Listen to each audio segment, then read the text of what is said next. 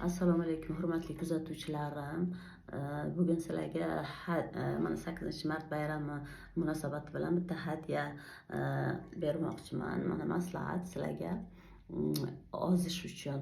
Hozir ro'za tugagandan keyin birdan ketidan davom etib ketishlaringiz mumkin. Ozish uchun mana yaxshi maslahat. Mana ikkita qaynatilgan tuxum, bitta bodring, bitta pomidor, bir bo'lak brinza.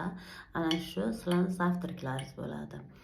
Bu hammasi foydali zavtrak. Masalan, tuxum bilan brinza to'q tutadi, oqsil moddalari ko'p. Mana bodring bilan pomidorlar metabolizmlaringizni yaxshilaydi.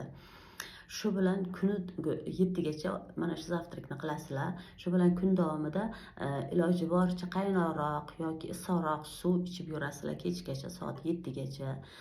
7da, keyin kechda 7larda yengilgina salatmi yoki bir yengilgina mana shunga o'xshash bir dietический ozroqgina ovqat yeb olasizlar.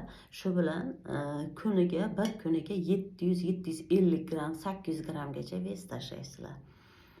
Ana ozmoqchi bo'lganlarga mana shu yaxshi maslahatim, foydalaninglar. Kunlaringiz yaxshi o'tsin, bayramlarni yaxshi o'tkazinglar, sog' bo'lib yuringlar. Rahmat hammalaringizga.